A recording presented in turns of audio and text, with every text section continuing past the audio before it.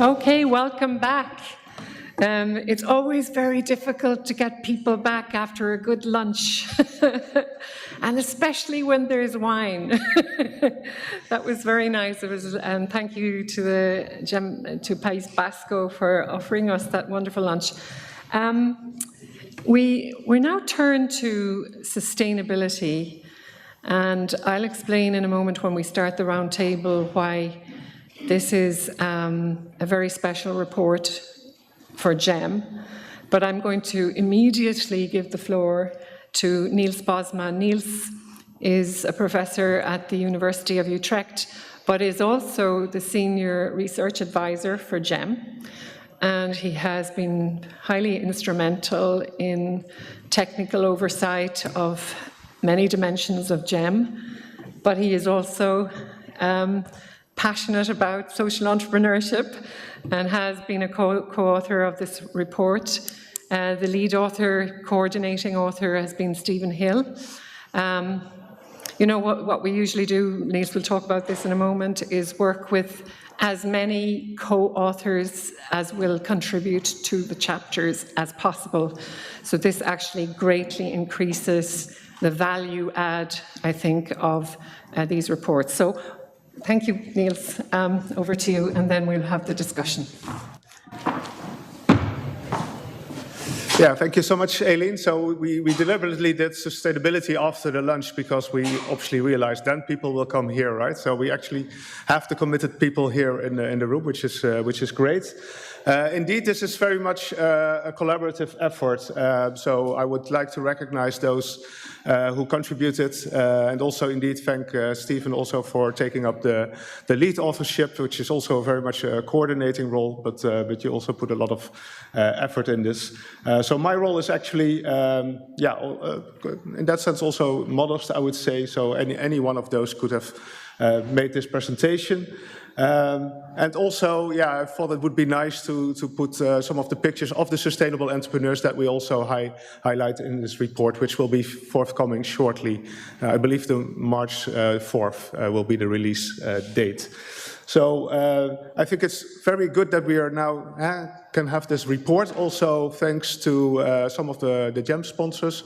So the University of Fribourg, the Schwab Foundation, and the Bertelsmann Stiftung also contributed to making this report possible. So I think that is great, and I think it's just a start. So we've collected some specific data on social and environmental entrepreneurship. So if you will take it together, sustainable entrepreneurship. We've done that for 2 or 3 years now in a row. So we're now trying to see some patterns out there, but it's also a clear invitation to the entire GEM community to pick up the data and really do advanced research based on this. Because what you will see in the report is a lot of charts, graphics, tables, descriptive information, but there's probably a lot beneath the surface. There's probably also a lot for your particular country to get out of this. And it's always difficult, and Stephen will probably agree, to come up with general conclusions out of, indeed, 160,000 observations and 51 countries. We are not the experts of your country, so I would also advise to take this and translate this and how this is relevant to your country. Try to keep it short, so just some bits and pieces of what is in the report so that we can discuss afterwards.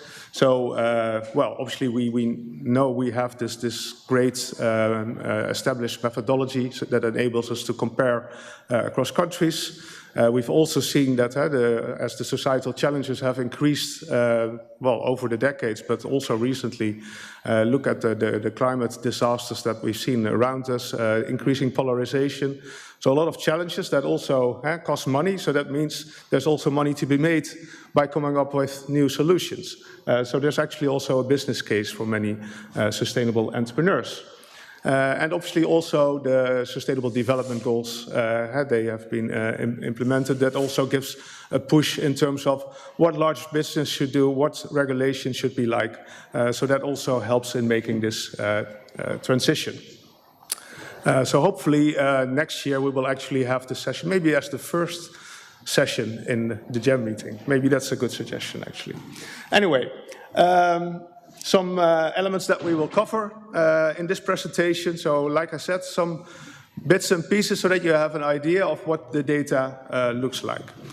We've already seen before, in terms of motivations, that question we introduced in 2019. So are you in entrepreneurship also to improve, to help contribute to a better world? And we've seen over the years that actually many entrepreneurs, nascent and established, say yes to this question. At the same time, we should also realize that we have a survey, it's self-reported data. So this is the opinion of the entrepreneurs themselves, and that may be very realistic, but some may also feel a little bit pressed to come up with a socially desired answer. So that is maybe something that in some countries also needs to be taken into account. So, entrepreneurial motivations, we also look at prioritization of sustainability goals, in particular in the view of the experts in the country. We talk about self-reported activity, so the extent to which entrepreneurs indicated that they actually have performed activities in terms of sustainability, and to the extent to which they actually prioritize these over financial profit. And then we come up with an integrated measure. Well, Stephen already showed some of this in the morning, which hopefully can also give us, kind of, if we keep collecting this data, we can examine this in more detail. All right, so the figures are maybe a bit complicated, so don't worry about that. It's just to give you an overall picture. This is also to indicate that we have these years of data, so we have 5 years of data on the entrepreneurial motivations. And yeah, also the exercise was to see if we have this particular motivation to make a difference in the world, does that change over time? And basically, by and large, if we look at overall at the data, the rates seem to be quite consistent over the years. So certainly not with statistical precision, we can say that there are many differences over the years per country. Because if you look at the chart also here, so this is part of the GEM economy, so it's group A, you will see that between countries there's actually a large variation. So that is also something that really pops out of the data. So that's interesting in itself, I believe, and then indeed if you're an expert in your country, you can probably make sense of this. So the next chart is really about the expert opinions. To the extent of how new and starting businesses are equipped to prioritize sustainability. And so in many countries that was kind of satisfactory. So not a lot of countries, they were very positive, but overall satisfactory in quite a few countries. I mentioned here the highest scores that we found per income level group that we apply in the GEM report. So you can see for yourself how that turns out to be. This is just one indicator. There are several questions that have been asked to the experts in every country. So in the report you will be able to see more details about this, and maybe that will come back also in the discussion later on. All right, and then we have figures about self-reported activity. So how many of the early stage entrepreneurs actually are taking steps, according to themselves, to minimize the environmental impact of their business. So this focuses really on the environmental impact. We also have data on the social impact, maximizing the social impact.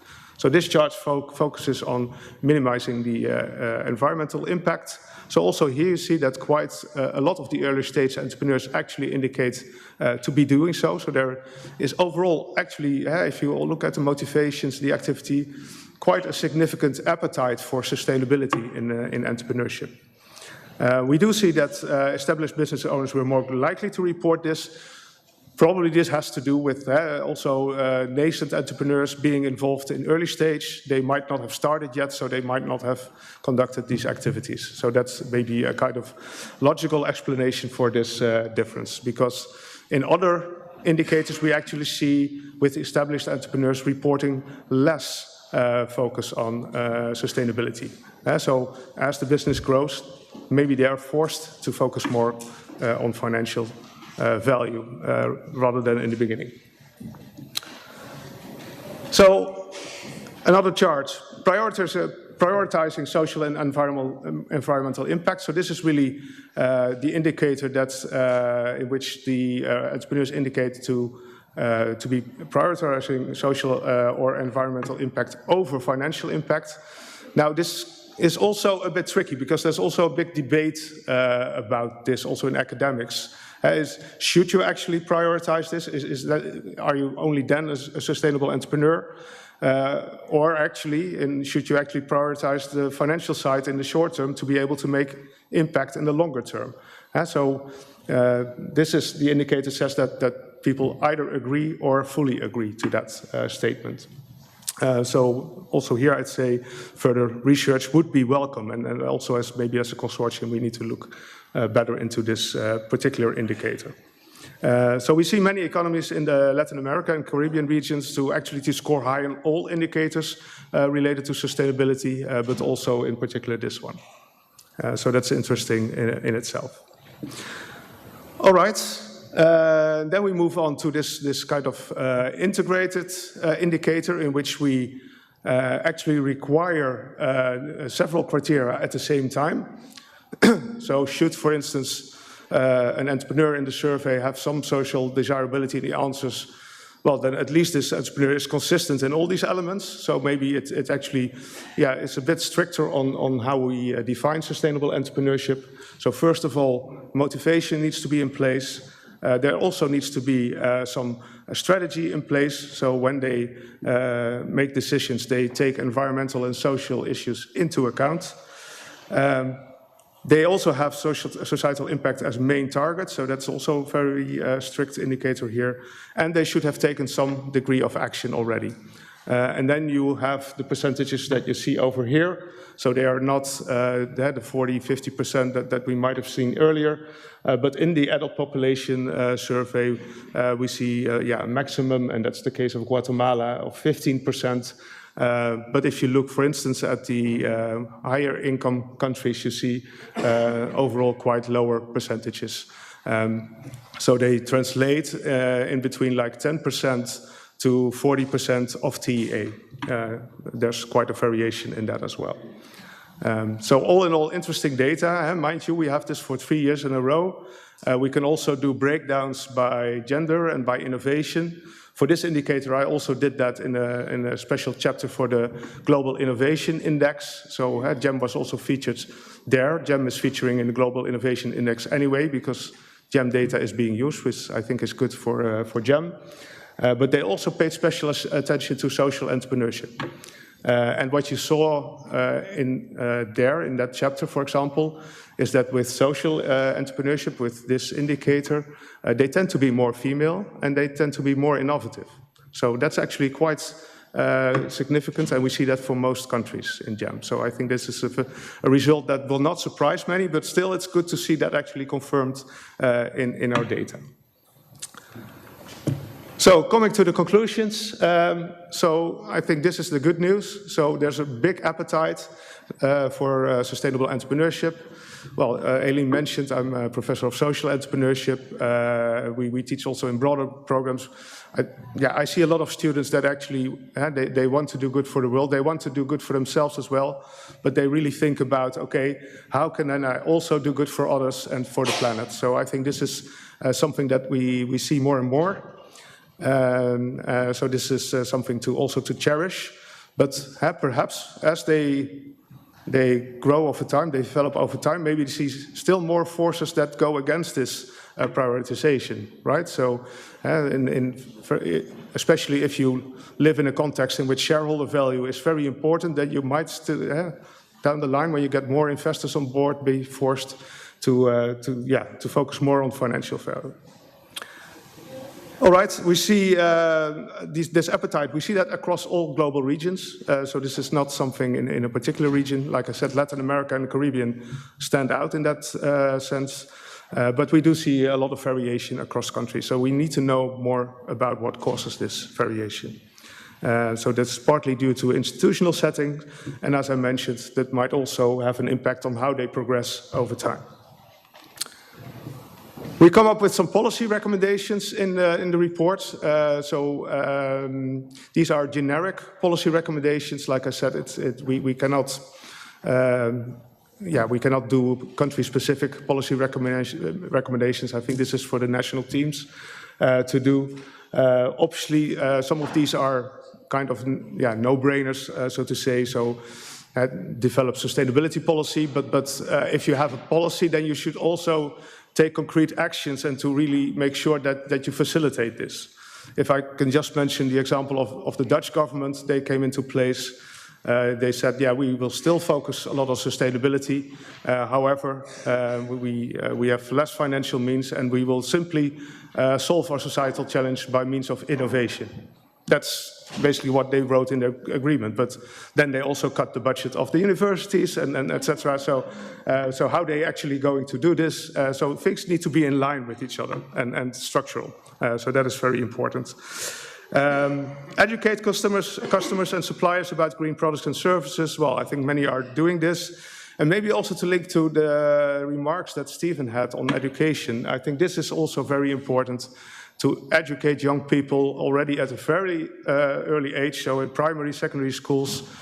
Learn maybe not about how to set up a business, but really, okay, what problems do you see in your environment? How can you collaborate and make first steps at solutions in your communities? So these things should, I think, come more to the fore. So maybe that's also something for the panel later on.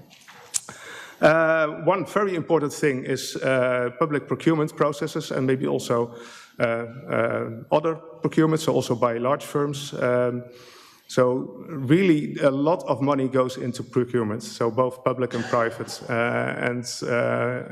For instance, in the European Union, there are a lot of possibilities to actually procure projects with social and environmental goals, but many governments actually don't act on it.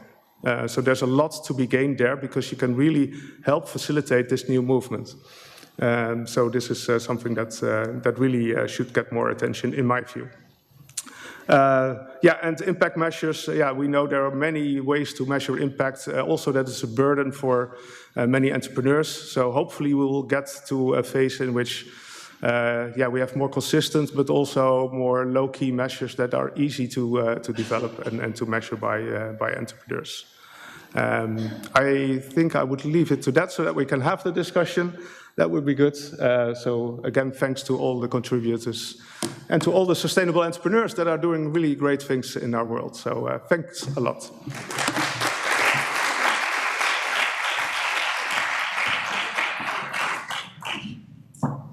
Could I kindly ask our panel to come up, please? Thank you very much. Thank you, Niels, for the great presentation and overview. And as usual, so much more could be said based on the data, but these are maybe some of what you might call the gold nuggets. The gold nuggets. I will find the chair. Yeah. So I'm delighted to welcome our panel. Like this morning, we have a number of our representatives of our national teams, plus Steve, who was the lead coordinating author of this report. We have Cesare, who is with GEM-Luxembourg. I'll come to you in a moment, Olga. Maya Dougoud, who is with GEM-Switzerland. And Natanya who's with GEM South Africa. So we have some very interesting perspectives here from the GEM point of view, but we also have Olga Martín, who will, I think, ground us in the policy realities and especially give us some good examples of what's happening here in Bilbao and in the País Vasco. And what conclusions she has drawn from her experience in the area of sustainability. We were just talking before the event on the passion of people. And passion came up this morning as well, passion for data, passion for GEM. But definitely everyone here is passionate about sustainability, including myself. I led a research centre on corporate sustainability for 15 years at IMD, Business School in Switzerland. And so I am really thrilled that we are soon going to be able to launch this report. So this is not the actual official launch, it's a pre-launch. As Niels said, the launch will be by Zoom on the 4th, so watch this space. Contact GEM if you want to sit in on that launch. And I guess, you know, I said this morning I joined GEM in 2019, and around that time, GEM had decided that it needed to up its game in terms of understanding the impact of entrepreneurship on sustainability. Not that GEM was not able to talk about its impact in social terms before, because it has. I mean, if you remember this morning, Steve called up, you know, the situation with household income. GEM has always been able to deliver some very interesting perspectives on poverty and, of course, the impact of entrepreneurship on poverty, for example, helps towards the Sustainable Development Goals, which for poverty, by the way, we were one of the Sustainable Development Goals that was being very much achieved before COVID, and I say before COVID hit and struck, was alleviation of poverty, to take away extreme poverty. But unfortunately, for various reasons that you will all know of, COVID being one of them, and now there are many other factors coming into play, the poverty goal is actually going backwards. So all that to say that GEM actually felt in 2019, we needed to include more questions related to sustainability, and it did so, and then added more in 21, correct? Yeah, we added more. So we are now in a position to really produce a decent report on the impact of entrepreneurship on sustainability. And I think over time, as we collect data, we will be able to see the longitudinal effects, which is, again, the beauty of GEM. So all that to say, we're thoroughly delighted to be, you know, on March 4th launching this report. So you have kind of an inside track now on the contents. So what I would like to do first is to do a little bit like this morning, a kind of round robin, to collect some of your expertise on the report, what you've seen in the report, but also benchmarking against your own national team perspective, you know. And I'll start with you, Cesare. And he told me I should say Cesare. So Cesare, before, yeah, go ahead and we will do a round. Okay, thank you for the call. I'm really happy to contribute here. Just a bit of background. I'm based in the Statistical Institute of Luxembourg. I love data, numbers. Yes. And I would like to start saying, like in my presentation yesterday, a number, 15% of SDG were achieved in 2023. SDG, Sustainable Development Goals, are meant to be achieved by 2030. And last 2 years ago, we achieved 15%. This year, 17%. So in 5 years, we are supposed to achieve 85% of what is missing. So I see this as a crude number, and you can read as a problem or as a big opportunity. I tend to be a bit pessimistic because I record the Millennium Digital Goals that were really partially achieved, the ones before the SDG. That said, it's important to to understand where we are, global. We are facing global problems, and we should need global answers, but root in the local. Then I can say something about my country, Luxembourg. I think that at least in Luxembourg, there is a huge tendency, attention towards environmental issues, social economy, that match with the results of the GEM, and as well in terms of employment.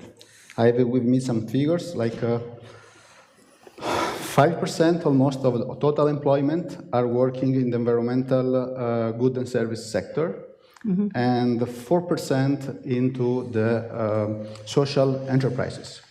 So sustainability is already existing, is well grounded in Luxembourg. What the GEM is adding, and this I think is really crucial, is to see how the entrepreneurs, how this trend is moving on.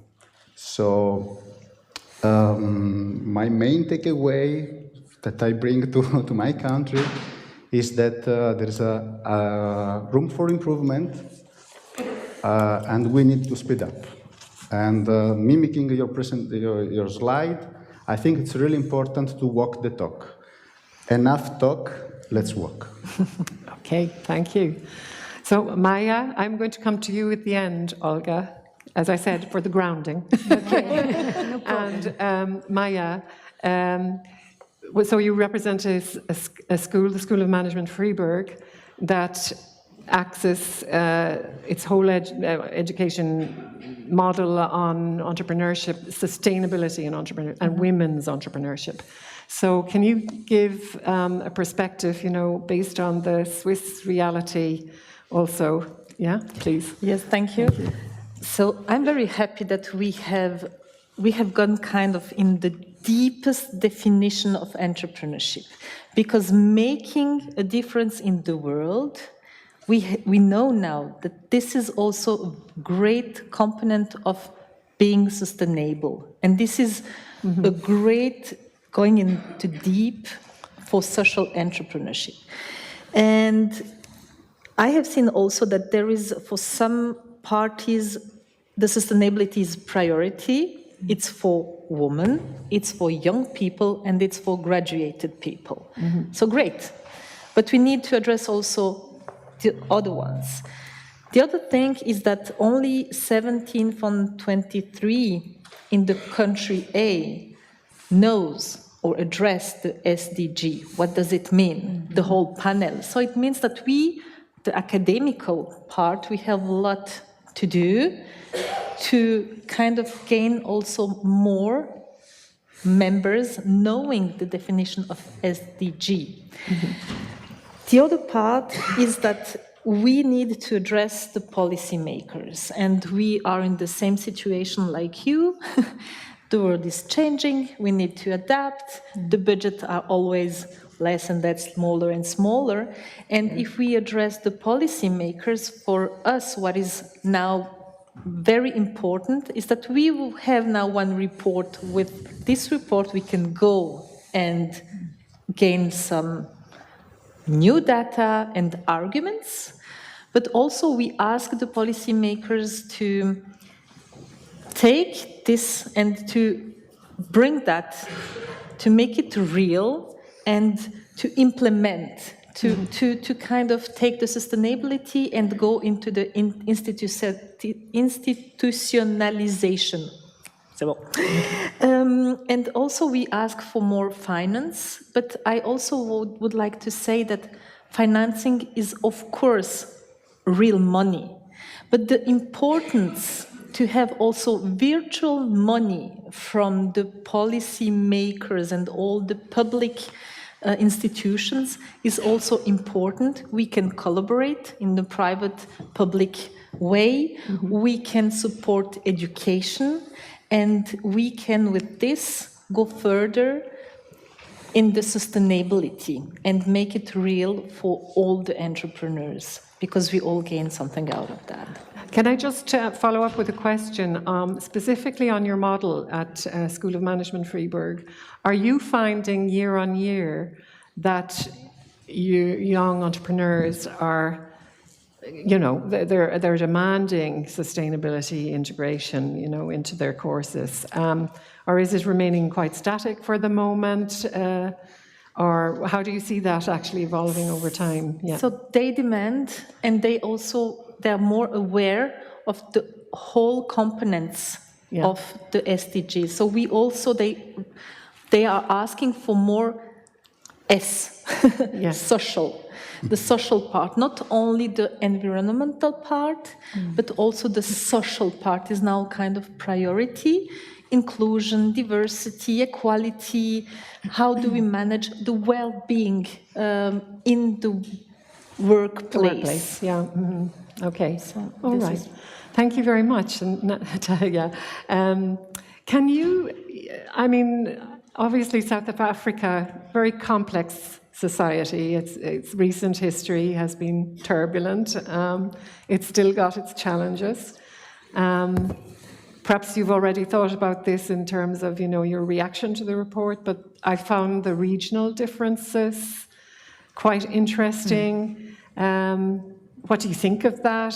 Could you include that as part of your answer? But please go ahead and give me your reaction. So I think for me, just to start off with, what was surprising and actually quite nice to see from the report is that one of the most widespread motivations among entrepreneurs is to actually make a difference. So somewhere it is resonating in their minds, and this is across the findings of this report, not only country specific. Of course, it varies in different countries, but making a difference in the world in certain instances is important. And I think this is the first step. It's like admitting you've got a problem, admitting you need to fix it. If you don't admit it or see the problem, there's no way in fixing it.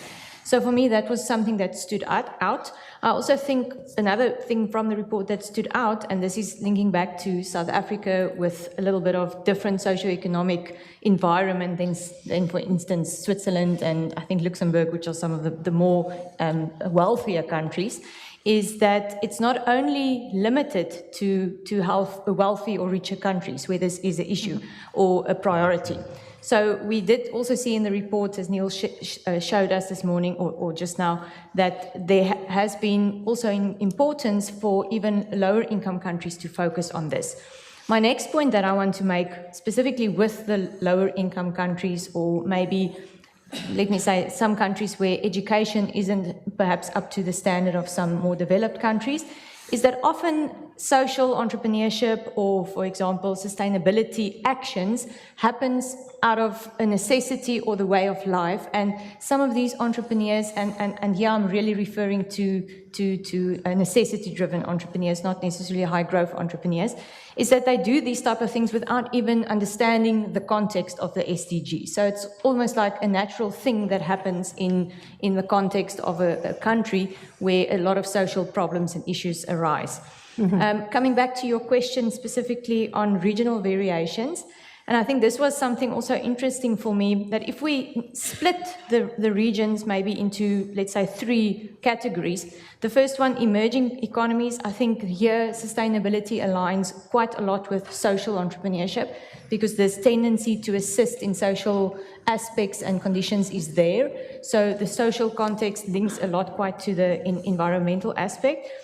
In high-income countries, this is often driven by regulation. So you are forced to implement certain things from an environmental perspective because of policy.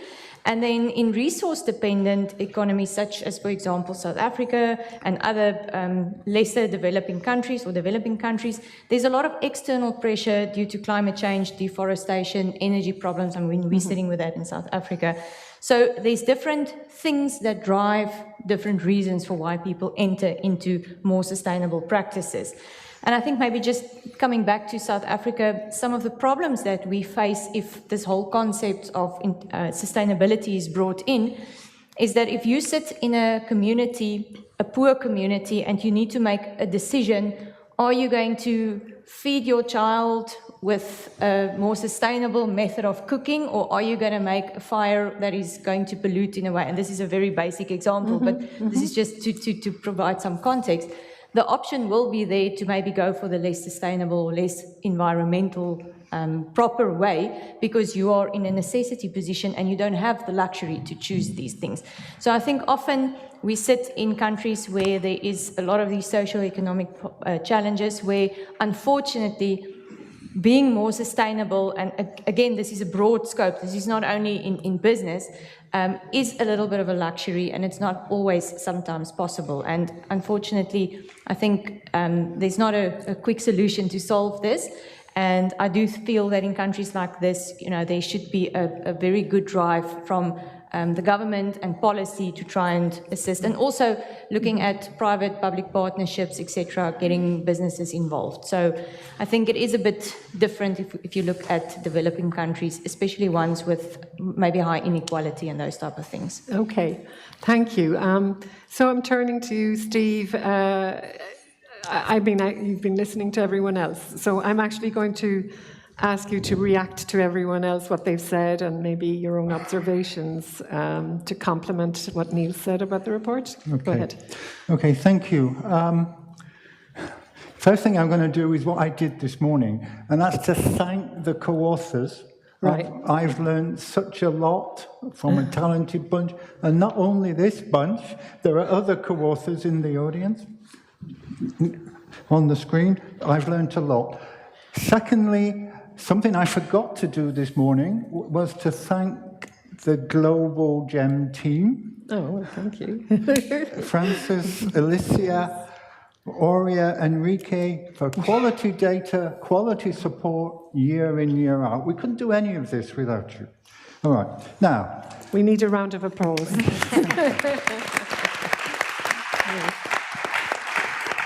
I see Alicia, but I don't know. Okay, and then yes. I'm not an expert on sustainability, so I've been learning all the time doing this. And let me just point to some of the things I've learned and some of the things I'm concerned about. First of all, and probably most important, and Niels has said this already, new and established entrepreneurs have got a keen focus on sustainability. Not everyone, but significant proportions, all right? And that's really important.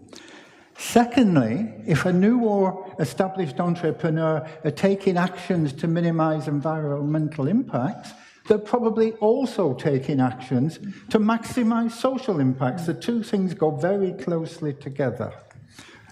And that's important too. True, yeah. Okay? There are group differences. For example, women, younger people are more women entrepreneurs, younger entrepreneurs are more likely to be undertaking sustainability actions and strategies. There are significant regional differences, and Natanya has talked about them. I don't understand, but it's very clear that Latin America, Caribbean is leading the way in terms of the proportion of entrepreneurs who are acting and thinking sustainably. And finally, my biggest concern right now is I don't know if the new USA is going to turn back the clock. I'm really worried. Statements like, drill, baby, drill, terrify me. Yeah. Okay. Yes, clear message. Olga, I'm turning to you now. And so, talking of this, of trying to achieve sustainability goals, many entrepreneurs start, they have all the best intentions, but can they maintain, will they struggle to maintain as their businesses grow? And I think you have probably some quite interesting examples to talk about. Go ahead. Thank you for inviting me to be here. And just, I would like to say, for beginning, that ACLIMA is an ecosystem where public and private collaboration is made, okay? So we have very close contact with small and medium enterprise, with startups, and all of them are from the environmental sector. So we are experts in environmental sustainability, okay? Because social is related, but it's not the same, no? And what we see normally that is there is we need to, the first thing we need to do is to align the entrepreneurial ideas with the challenges of the region. Sometimes, or too many times, new startups come with their ideas, but these ideas are more related to how I want to contribute to improve the environment of the social, not to build a profitable business. Right. Okay, so this is give priority to the social or environmental goals. Yeah. So this is one of the things that you have to understand, that maybe you are talking about environment, but you are talking about businesses, and the business have to be profitable. So this is one of the things that normally we find, no? And the second one, that is any business related to the environment has a huge amount of legislation to comply with. Not the one is going to come, the ones you have now in this moment. So there is a lack of knowledge about the legislation you have to comply with. So maybe you cannot start because you are not a waste treatment manager, for example, and you need an authorization or a permit to have or to manage a waste, for example. So there is a lack of legislation, of knowledge of this legislation. No? The third thing is that the environment, for example, is very technical.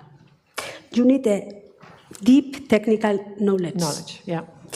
And it's very different if you know about waste, or you know about water, or you know about air. There are a lot of kind of different things to do around these different worlds. So you need to be very technical. Expert, yeah. And you have to approach one of the different areas of the environment. So in order to do that, no? And one of the things we are trying to do is that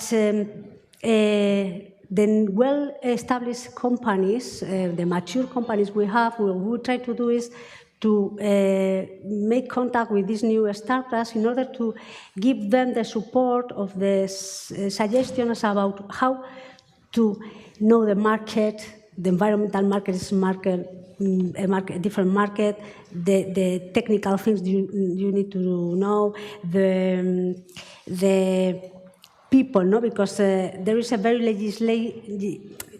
we have a lot of legislation, so we need to know very well which is the public institutions you have to deal with, right, in order to build your business. And when there is companies there that they want to work with these startups in order to make them grow and to give them the opportunities and the suggestions to grow, no? And we have in Basque Country we have. I would like to talk about two instruments or two tools we are using. One of them is led by SPRI. SPRI is the industrial agency of the Basque Country, and is named Bind 4.0, and it's an instrument to these well-established and consolidated companies can work with a startup in order to solve a challenge that these companies have. Right. So they have to define very well which is the challenge.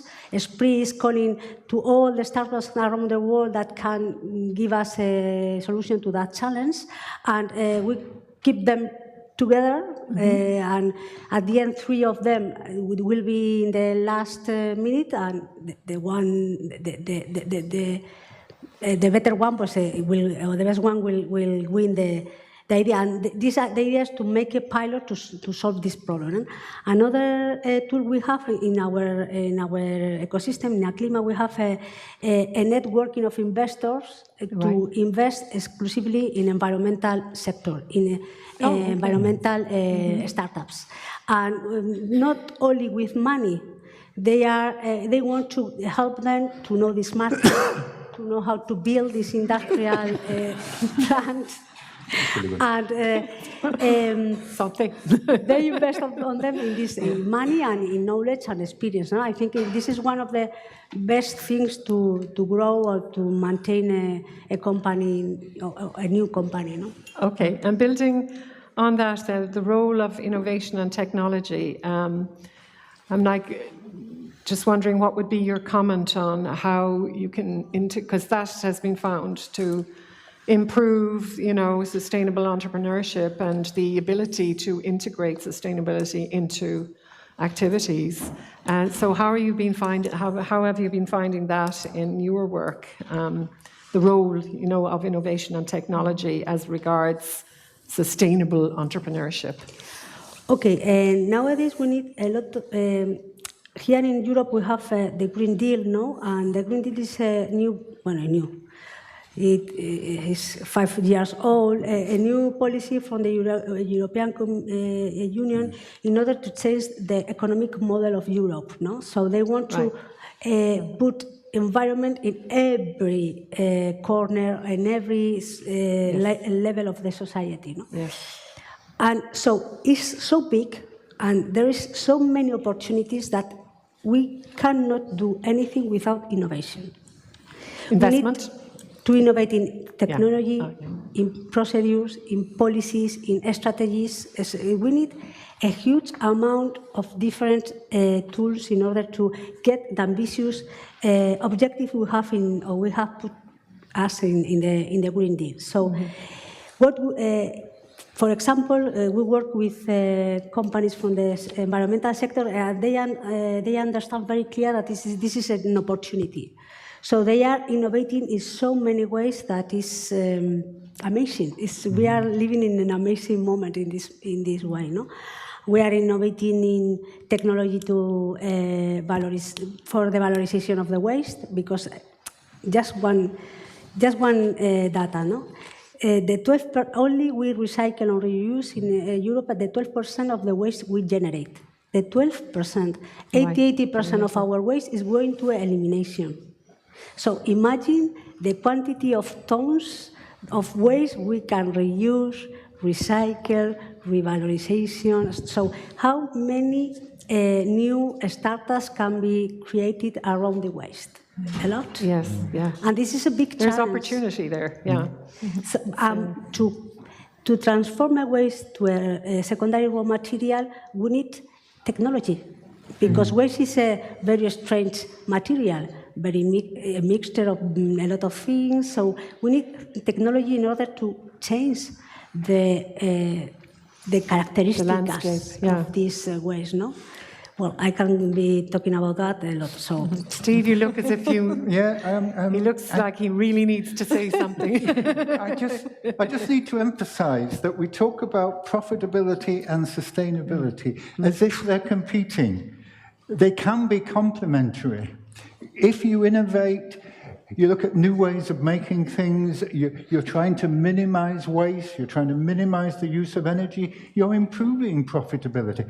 The most obvious point is if you don't survive, you can't change anything. So you have to be financially viable, but that doesn't mean that you can't look to minimize costs, you can't look to minimize waste. And also, the other obvious point is that if you're producing cleaner products, you've got a massive marketing advantage that will help you to sustain into the future. Have you seen, Cesare or Maya or Natanya, have you seen models where you could say that both are being achieved at the same time very effectively? Would you be able to talk about those cases? Yeah, Natanya's first. I think for me something that's important to remember is that any small business or company, or even larger businesses for that matter, sometimes they want to solve everything at once. We want to be this high-level, sustainable business that everything is perfect, there's no waste, or whatever the fact may be. And then other companies think, I'm too small, I can't make a difference. But it's again that mind shift thing. Even if you just change one small thing in your business model, that makes it a little bit more sustainable than you used to do it before. It might not change the world, but if 10 million businesses across the globe does that same one change, it adds up. So just for example, what we've seen recently in our country, and again, it hasn't been a huge factor, is just the use of plastic. I know that in many European and more developed countries, it has already been policies has been implemented where plastic can't be used. But we're seeing it now in South Africa in some of our higher level stores, of course, which needs to make profit to survive, where this is being removed. And not only in the carry bag, but in some of the products, packaging inside. And just that move or shift has already shifted some of the customers buying there to then not have this in their household from other stores. So I think it's a small little shift, and it might be insignificant to some people, but again, if every business in the world removes plastic, just think of the long-term effect it could have. So that's just maybe a small little thing. So I think my advice to any business would be, regardless if you're a startup, a high-growth business, even just a necessity-driven business, is make that one small change. Because at the end of the day, every little small change adds up.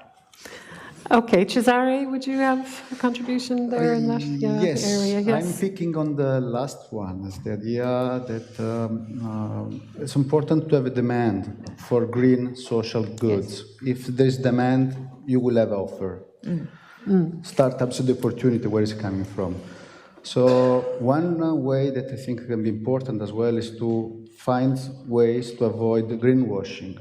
Because if a customer cannot distinguish the sustainable goods, the sustainable services from the non-sustainable ones, is free riding and is damaging the good one in favor of the bad one.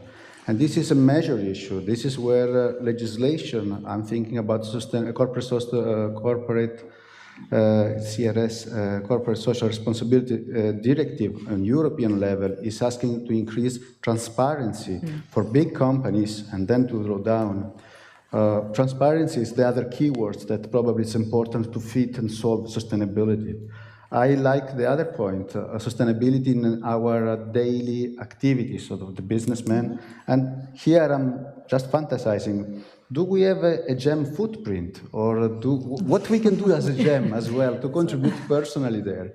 It's like to measure and improve on it. There are plenty of problems measuring these things, but at least it's food for thoughts. Well, I think we make a good contribution by being completely virtual.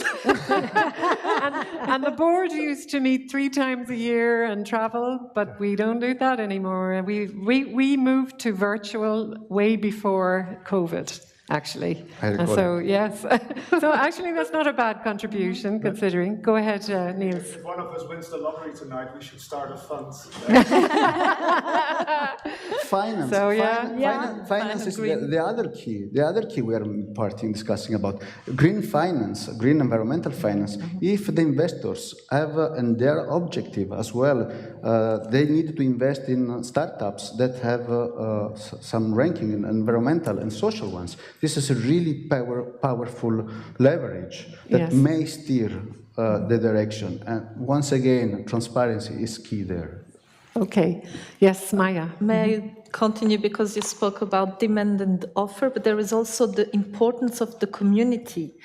And there is this SDG goal 11, who highlights this community, this city living together. Yes. And we can see that in all the groups A, B, C, the SDG goal 11 is there.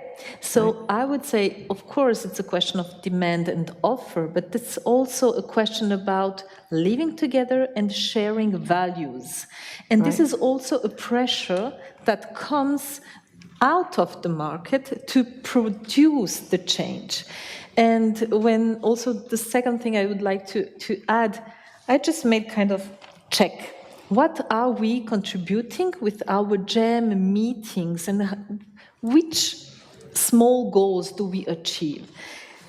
I picked up some, the SDG 3, health, well-being, because Our community changes the world. So we contribute to the SDG 3.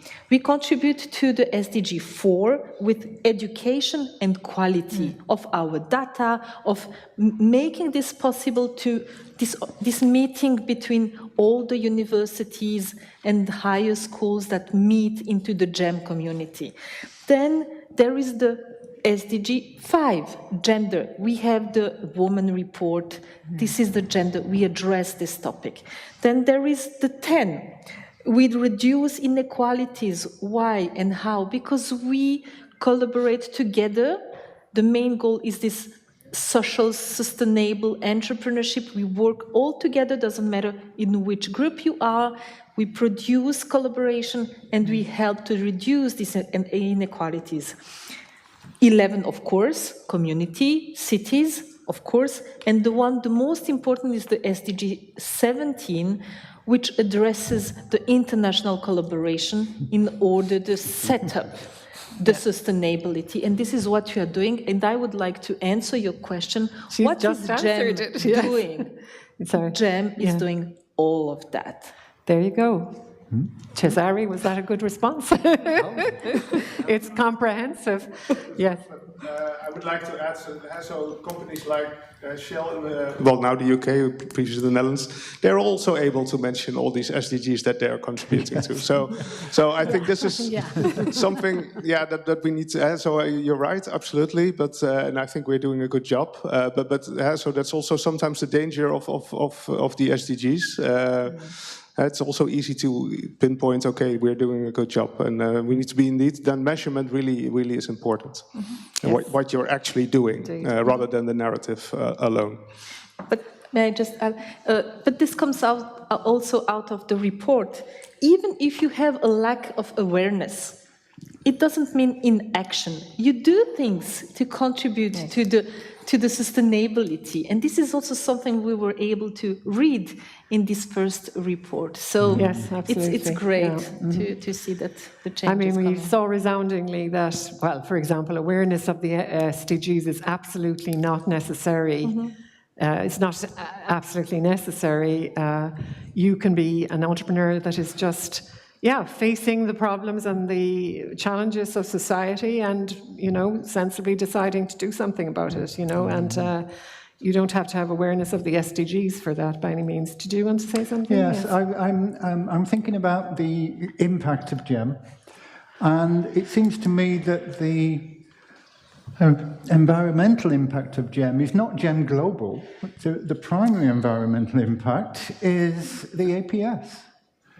Conducting that adult population survey, especially in the countries where where it's more difficult to do it online, or more difficult to do it by telephone. If we can find ways of avoiding knocking on doors, we can massively reduce the environmental impact. This is true, but for the moment, we just simply have to. We have increasingly been moving as much as possible to online surveys, but there is especially in developing countries, there is a limit to that. There's just no two ways about it. You just don't have the coverage, the internet coverage, etc. I'm just going to take maybe 2 questions. Maybe 3 if they're really quick. So, do we have any questions out there at all? Can we see? There's one. There's one over there, lady in green. Yes. Green is yes, I know who you are, yes. Okay. Slavica, Actually, we have 2 questions. One is mine and then Natasha. Okay. First of all, I want to congratulate that GEM is continuing taking care of sustainability and inclusiveness. We published last year, Springer, Palgrave, a book on inclusivity, sustainability, and using GEM data. Now we are just finishing the chapter on inclusivity and sustainability for Elsevier. And my question is, because we finished actually analysis to Niels, Do you have some kind of statistical analysis with significant differences or variations among a group of countries? And Natasha has a second question. Are you going to answer that first? But then I will. So the question is if there are significant differences between countries on sustainability indicators. Yes. So the answer is yes, we do see that. Because so also in the picture we showed the confidence intervals, so if they don't overlap, you could say there are significant differences. The only disclaimer that I make is try to emphasize this a couple of times, that it's self-reported data, and the fact that it's self-reported may mean different things in one country versus the other. So in one country there may be more of a social desirability issue depending on how the culture is, etc. So that's the yeah, so this is the the researcher in me that also tries to give some of these warnings. Based on the data itself, yes, significantly different, but still, yeah, have a good look at what you think is behind this as well. So that would be my call. But yeah, we see significant differences across countries. I just wanted to comment that we did not find for everything statistically different. Statistically significant differences. So it was a big question. So maybe because we combined 3 years of data, so that reduces the confidence interval. So yeah, that could be it. I don't know. So happy to have a look. Yeah. And my question is related to APS. After doing this GEM analysis with sustainability questions, do you have maybe a plan to change some of the question in the questionnaire for APS, or are you satisfied with all of the questions? You mentioned in your recommendations that you think that sustainability should be measured, like we should have some metrics that is easy to collect, if I recall correctly. Thank you. Yeah. So first of all, this is not up to me. So that's very important. So we have this APS working group. So many national team members are involved in this. And if you're not yet, you can be involved. So that's the open call here. So especially if you want to contribute, please do, because the group meets and then we make the proposals. So that's how it goes. So I am afraid we cannot do something in the sense that we can accurately measure how these entrepreneurs are doing, because it's self-reported. So we can ask them if they measure. We've done that in the past as well, I think. At least in some other questionnaires it's the case. But what I was thinking about is more a tool that helps entrepreneurs how they can measure their impact. And we see a lot of those, and we're at Utrecht University, we're also working on an open source measure so that you can actually see as an entrepreneur, like, okay, I'm in the field of work integration, social enterprise, for example.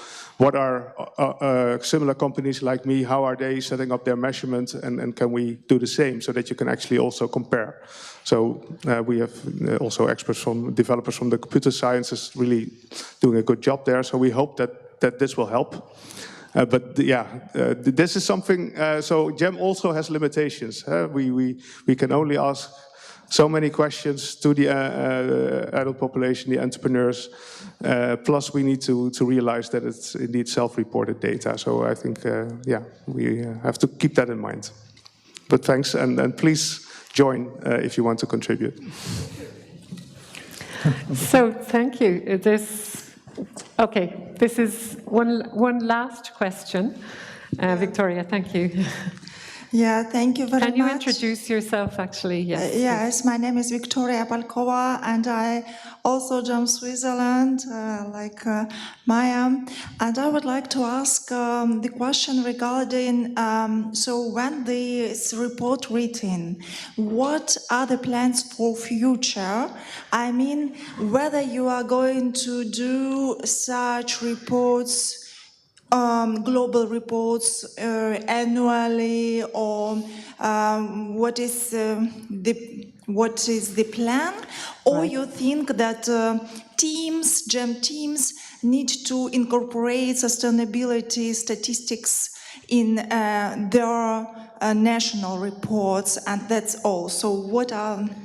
Well, okay, the last part of that is the teams can decide for themselves what they want to integrate. Some teams may opt to actually do a sustainability report themselves, you know, that's absolutely now possible. As for the plan, the board approved 2 thematics as a centre and core part of the GEM strategy, and that was in 2020, I think, women's entrepreneurship and sustainability. So the women's entrepreneurship, we immediately started, instead of just, I think we had done it sort of every second year, and even before that, more sporadically. So we started getting a constituency of support, including the Cartier Women's Initiative, so that we could produce this report every year. And now we have been religiously doing it for the last 4 years, I think 5, every year. And we're going to continue that because we have really great support for the Women's Entrepreneurship Report. And this year, Niels and I have been collaborating with the Schwab Foundation, which is the social entrepreneurship arm, if you like, of the World Economic Forum. It's one of the foundations that's attached to the World Economic Forum. And they have facilitated support from the Bertelsmann Foundation, Stiftung, and that has allowed us to produce this report with support. You know, almost more important, as important as the financial support, is the institutional support that we get, because then we can outreach more. So between the Bertelsmann Foundation, the Schwab Foundation, and also we've had support from the School of Management Fribourg, which has sustainable entrepreneurship in the core of its strategy, and it's been helping us with this report as well. So we've got it together now. This is the first one. I mean, if we can do it every year, that's the objective, like the women's report. So that's it. So I'm going to actually end on that note, and thank you very much to our panelists. And thank you. That was a super conversation. Again, we could go on all day. And thank you. I just wanted to, please don't move from your seats, because the next part of the day, it's important that you understand there's a bit of homework for you to do. In a moment, I'm going to ask Ana Fernanda Tlaviada to come up and talk about GEM Spain and what they have in store for you. There are 2 parts to the next session.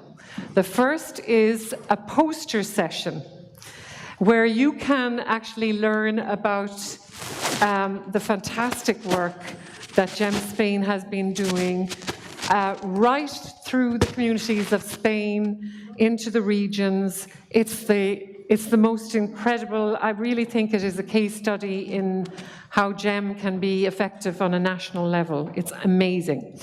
And so you will be able to visit posters and talk to ambassadors, if you like, representatives of those regional teams, and learn about it, because we've talked a lot about knowledge in the system, or in the systems today. The more you can learn about what a team like GEM Spain does, the more it kind of can actually tilt your imagination towards more things that you may be able to do in your community with GEM, and outreach into regions or to cities, etc. So that's one thing. That's the first part of the next hour and a half. The second part is an opportunity for you. I think already the posters, the ambassadors at the posters will be able to talk to you about the research that they're doing, thematic research. And we have or at least GEM Spain has put together in the same room, in the room next door, areas around posters, and they're color-coded. This is all, by the way, in your WOVA app. So you should have read that. If you have not, please read it after the session. So the second half of the next hour and a half would be in discussion groups in that room at the thematic areas. You can choose the area that you would like to involve yourself with. And that mainly will be, what are your specific interests in terms of research topics? If there's a topic, there are 4 topics. You'll talk about that in a moment, I think, Anna, the 4 topics, right? But you choose one of them and join in conversation. Find your tribe, as I say, find those others who are interested in the same topic. And there's a bit of homework to be done in that you have to collect a card. It's a specially designed little card so that you can actually write on it and achieve, you can answer the questions on the card and leave the card with the GEM Spain team at the end of the session. Okay? Now, all of this is probably explained in detail, with a lot more detail than I've given you. In your WOVA app, you'll have got the description today, but I'm just explaining that now so that you understand the broad outline. So thank you again to our panel, and I'm going to leave it with Anna to introduce this next hour and a half. Thank you.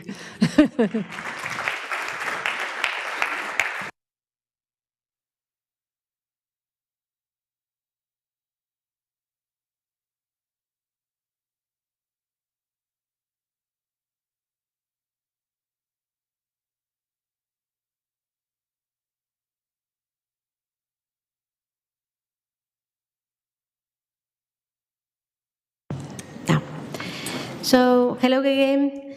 I just would like to give you a brief review of our history, the history of GEM Spain network, even if it's going to be quite quick, so don't worry. I'm not going to be in detail for the last 25 years. If the journey of GEM Spain began in 2000, well, in fact, it was 1 year before, in 1999, when the Instituto de Empresa introduced the project to the country.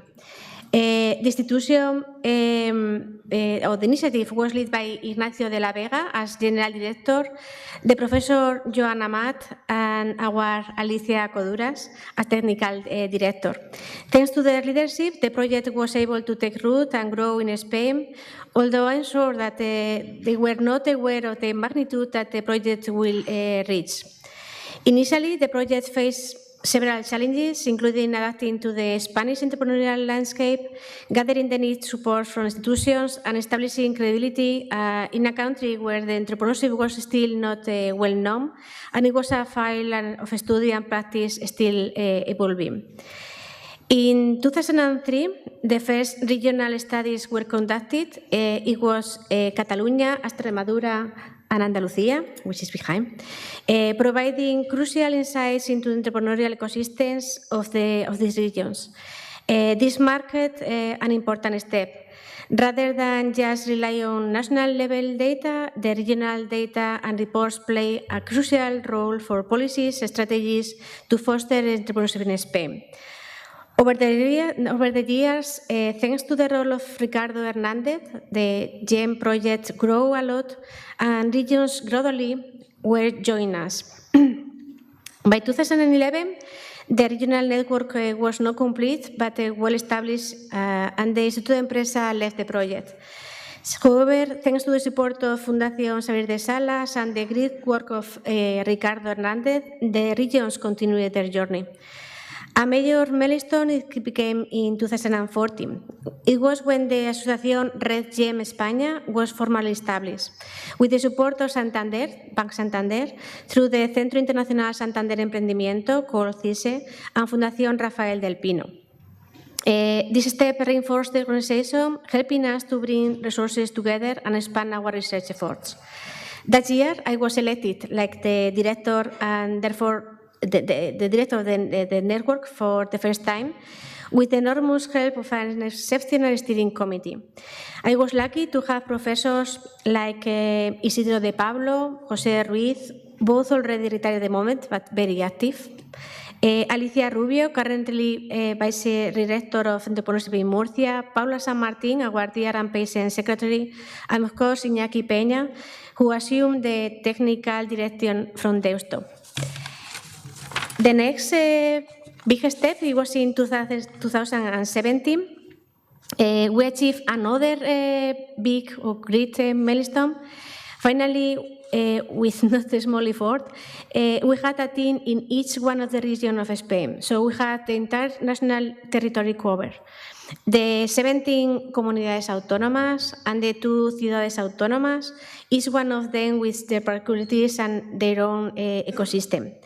Little by little, the scope of the initiative grew. It became clear that the project was no longer just about GEM, it was something much broader. So that's why in 2019, when Cesare left the project, and with the support of ENISA, we decided to change the name of the association, and from then we were the Observatorio del Emprendimiento de España, a name that better reflected our mission. We continue to conduct GEM studies, but also we start working on a variety of entrepreneurship-related projects and research studies across Spain, as it was the case of PSED and GES. In the second period, I was again chosen as a director,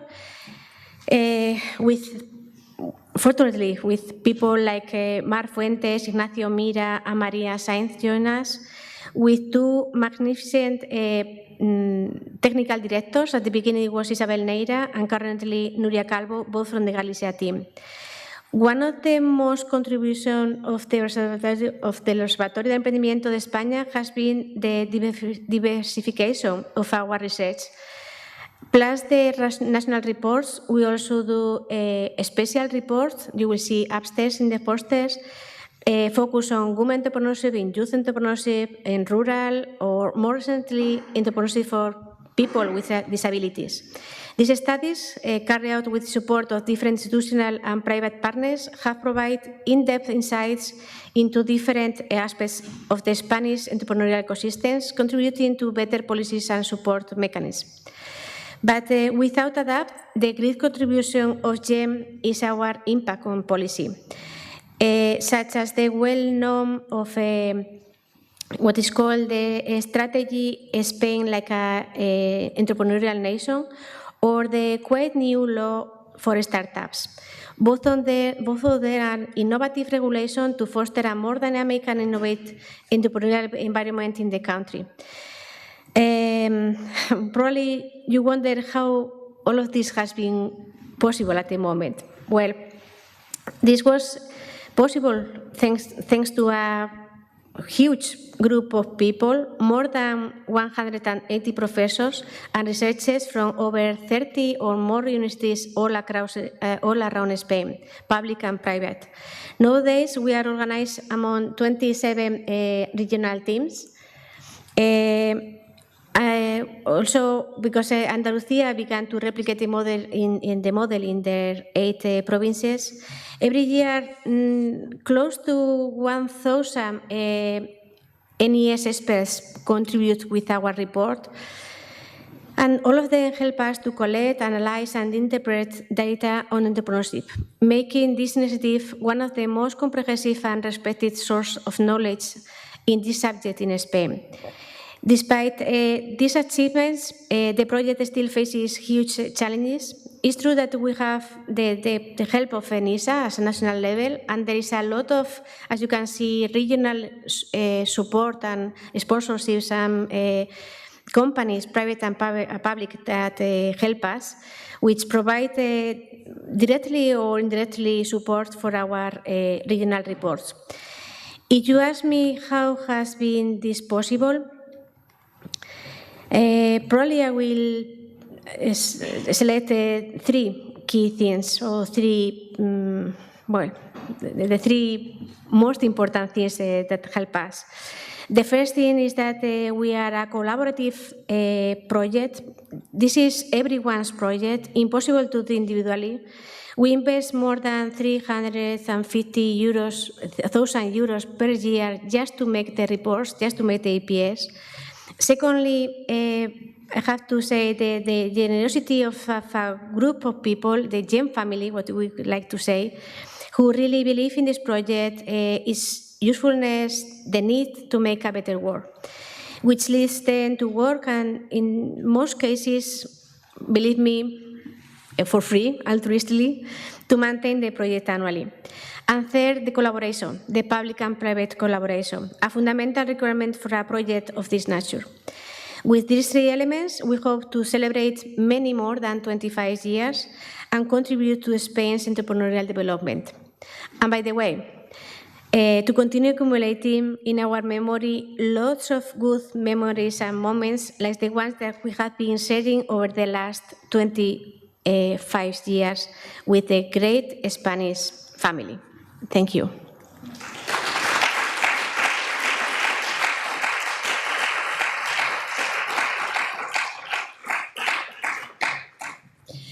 Well, that's our story. And now, if you want to know a little bit more, we are going now to the first floor where we have the lunch, to the Chiquita room, where it will be the coffee break. You will see the same posters that were before during the lunch. And in theory, at least one person from the regional team will be in front of the poster. We'll be there for the coffee time, and after the first half an hour, we'll move to the other room. In the next room, you will see 4 posters, green, blue, pink, and orange, related to social entrepreneurship, education entrepreneurship, digital entrepreneurship, and data science and artificial intelligence. There will be a moderator, a guide, or someone from Spain trying to help you to start a conversation. You will find a little targets in the coffee break in a table. Choose one of them. And the idea is that we try to find the opportunity to have more collaboration, find people to work in the future, people to work in different projects, maybe start thinking a new project. So feel free to be or focus on a topic or keep talking with the Spanish team that you like the most. So now, welcome to the coffee break, and see you upstairs.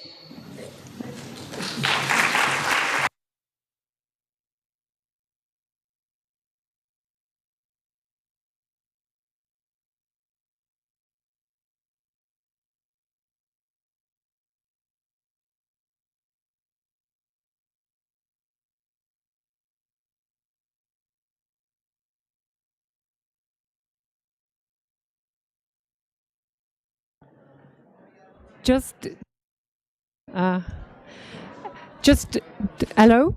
No, it doesn't work anymore. Just don't